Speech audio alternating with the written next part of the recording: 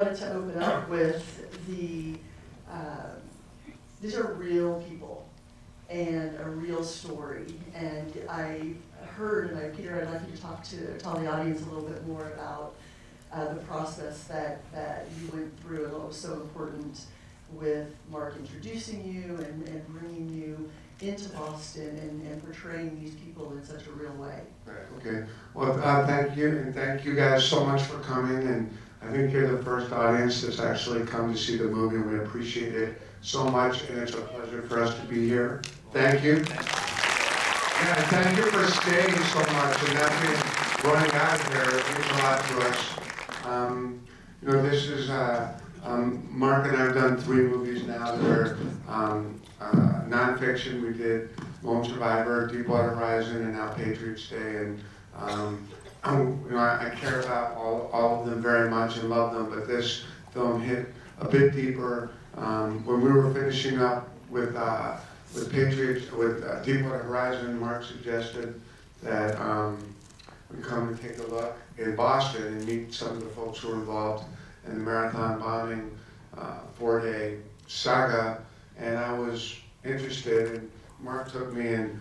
Because he's so beloved in Boston and he's such a favorite son, I had the privilege of having so many remarkable people open up their lives to me. And the survivors, families of the victims, the police officers from Watertown, which JK portrays, the police from Boston, the FBI. We got a really incredible sense of this community. And it started to click to me as a director in terms of the theme. And so much of that theme you know, revolves around this new unfortunate reality that we live in, you know, that this is the new normal, that we're no longer shocked when we wake up and hear that a truck, you know, killed a bunch of innocent people in Germany. And these stories now are happening on these events too often.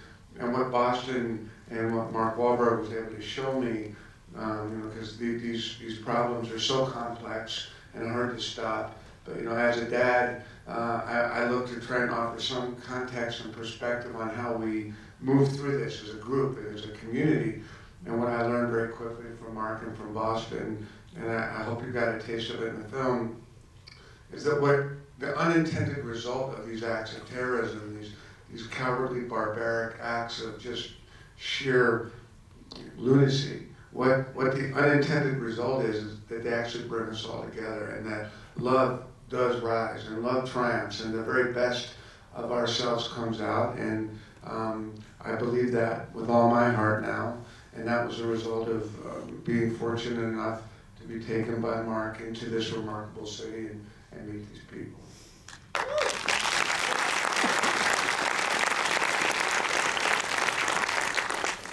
There's so many pieces of this film, and as I was preparing questions, getting choked up and wondering how. I know, Mark, you went back just the next day, a couple days after the bombing happened, and then you were all there this past year for the marathon. Can you talk a little bit about that and how the city's changed and how that played into what, how the movie, the feeling we got out of the movie? Yeah, I mean, as soon as you know, I got word that, you know, this attack happened in my hometown, immediately went the next day. Because it's such a small community, everybody knows somebody who was directly affected. So I had never seen my hometown like that. I mean, it was pretty much deserted when I came out of the airport, and it was just an eerie feeling. But, you know, to see how my city responded, how people came together, I was so proud, and, you know, so proud to call myself a Bostonian, seeing how people ran towards the problem. And then Pete and I were talking about this earlier at dinner. We were at the marathon this year filming, and we were allowed to film up until a certain time, and then one of the cameras and the crew basically away from the finish line, certainly around the time the actual bombs had gone off. Because this was not a thing where the bombs went off when the ordinary average people were running basically for a cause, and everybody for a different cause, but just imagine running a marathon and taking on that challenge. the elite runners had long finished and been done. And we were sitting there, and they had asked everybody to leave, but we asked if, just Pete and I could just stay, and we watched Patrick Downs cross the finish line on a blade, on a running blade. The year after the bombs went off, he and Jessica both did the race on bicycles where they had to pedal with their hands. And I didn't know if I could, I don't know if I could still to this day, I mean, people think I'm in shape, I don't know if I could do it on a pedal bicycle, and to see him run the race on a blade like that. But the most inspiring thing that we saw was him, running into Jessica's arms, and that love and that hope, and just, they radiate so much love and hope that it's remarkable. So to kind of see my city respond in that way and know, and just be, reminded of what the story was about and why we wanted to tell the story, was a very, very special experience. And one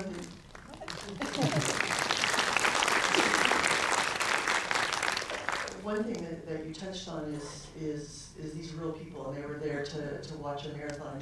You mentioned other films that you guys have worked on together, where those people knew they were taking a risk to be a soldier, to work on the oil rig, and this was us. This was all of us going to support our city on Patriots Day, going to support our friends who are running. And how was that different from the real stories you portrayed in the last week? Well, I mean, just for the exact reason that you said, Mark and I were privileged to spend so much time with the Naval Special Warfare community and the Navy SEALs and their families. And these are extraordinary people, but there is the expectation of violence, and sometimes even the desire for violence. SEALs like to get in gunfights. It's what they do. And for the 19 SEALs that lost their lives in Operation Red Wings, that was a very, very horrific and sad experience. But the families were able. There was a mechanism for the grief.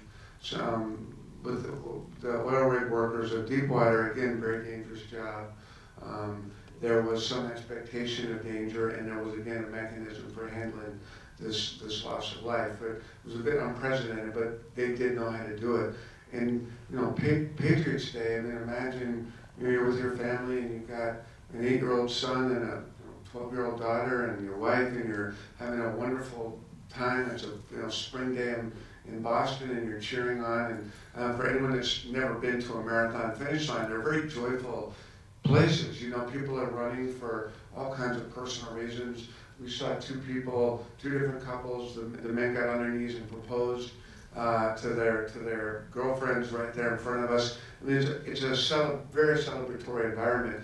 And to think about being hit with such a cowardly sucker punch like that, and to go through that where there's absolutely no mechanism in place, and suddenly what was a very joyful, slice of American life, the very best our country can offer, I think, turned into a war zone. And this really was us. These were the people you see at Starbucks every day that were hurt, and that made it, I think, for all of us.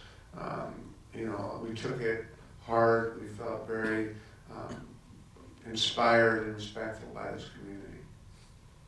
Let's talk a little bit about the characters. JK, you play the sergeant from Watertown. Sorry to misheard his name every time. Yeah, it's Pugilis. Well, Pete and I It spent depends. 4 months mispronouncing his name. Called him Mr. Pugliese for a long time. And he doesn't mind, he's used to it. Well, no, his name is actually Pugliese, when he, because it's an Italian name, but when his dad was in kindergarten, the Irish Catholic nun said Pugilis, and he went Pugliese, and the Irish Catholic nun said Pugilis. So that's what they go with. Friends and stay friends. Yeah, Jeff, once Pete laid out the whole story of what Jeff accomplished for me, and by the way, blow by blow, everything that happens in that Watertown gunfight that you see me doing is what this guy did. It still boggles my mind that level of courage under fire is just, thank God there are guys like that out there. Yeah, actually, I think Jeff,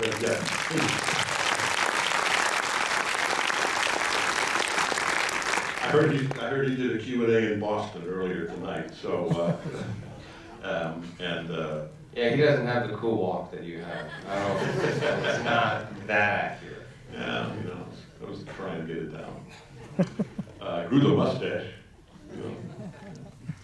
And he taught me how to shoot a gun and not look like a Nancy boy, too. It just happens that this guy, who, he was on his way home in his minivan smoking this horrible things that he smokes. And here's the call. Just, he keeps his police radio on until he gets home, and then he turns it off and goes in and kisses his wife, and, he's done for the night. He just happened to make that extra stop, happened to hear the call.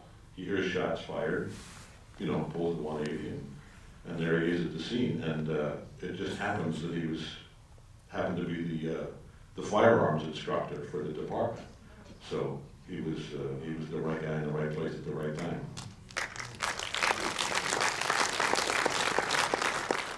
He seems to be, all of that